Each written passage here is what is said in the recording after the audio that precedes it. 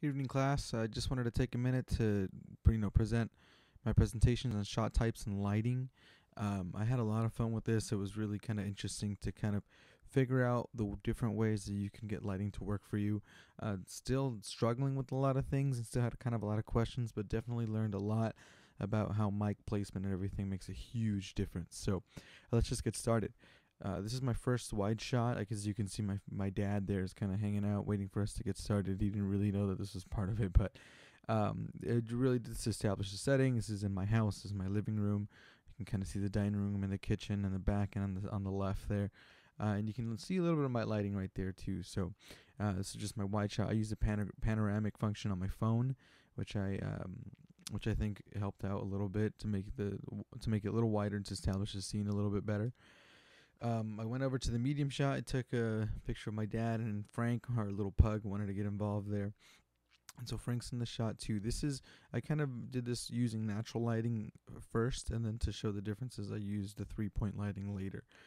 So this is my medium shot of my dad with Frank using natural lighting, and this is what it looks like, my dad alone with the 3-point lighting. I could really see a lot more color on his face. Like my dad's eyes are a little dark right here. His arms are a little dark, and his hair is kind of flat and dull. Moving over here, there's a lot more color to his face, his arms, and everything that I pointed out, especially in the eyes, which is what I noticed the most. The medium shot. Oh, here's another medium shot. I kind of wanted to use that grid type of placement where it's kind of off to the side. Don't know if I liked it very much, just because it just kind of seems off-centered. So kind of had some issues with that.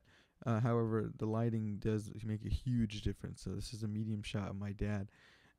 This is a close-up of my dad using natural lighting. You could still see kind of the darker shades in his eyes. I made sure to kind of get close to his face, but his shoulders were still in the picture.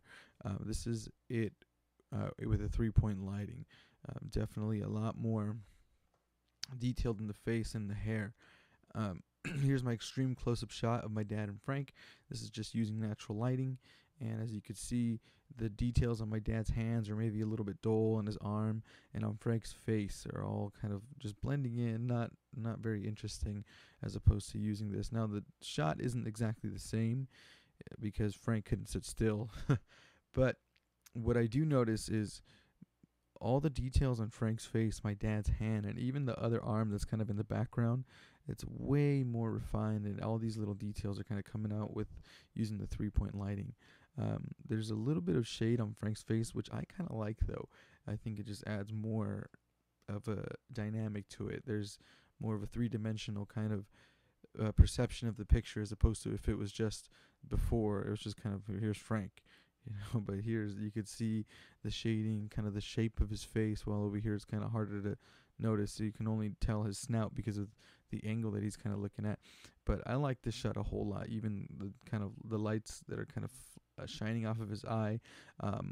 Frank's left eye, your right, kind of has a little dot where the light is pointing at. I like that a whole lot. And here's my over the shoulder shot where my dad's kind of speaking to my mom. And right here is with natural lighting. This is the one with the 3-point lighting. I get this kind of green shade in the background. I wanted to leave that light on in the back just because I wanted the scenery to kind of be seen. I tried it with it dark, and it just looked too dark, and I was getting a really bad reflection in that picture on the wall of one of my fill light. So I decided to leave the back one on. I kind of see more of the house. But this is my over-the-shoulder shot. I just couldn't really figure out the green kind of shade to it. Maybe Professor McKean, or if any of the students has any suggestions. But this is my lighting setup. I just use kind of household things. My backlight, I just used a mic stand, a music stand for my fill light. I kind of put a sheet of paper over it. Some of the shots that was working well with. Some of them it wasn't. So I kind of went on and off with that. And then I just used a chair for the other one. I already had 2 clip-on lights, so I just bought one more clip-on light and some different types of bulbs. And I really liked the way it worked out. So this is my mom just using the key light only. So you can see there's a shadow on your left side.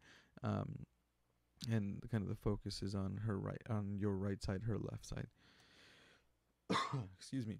The backlight only, I purposely put it there to kind of light up a little bit of her arm on your left, her right, and to kind of add some shine to her hair, like we saw in some of the Izzy videos. You'll see later how I felt like that really worked out. Here is the key and the fill together without the backlight. The first thing I noticed was the darkness of the chair, the kind of shadows of her face coming from both the key and the fill light onto the chair. And it blew my mind how much difference the backlight makes, and here it is with the backlight.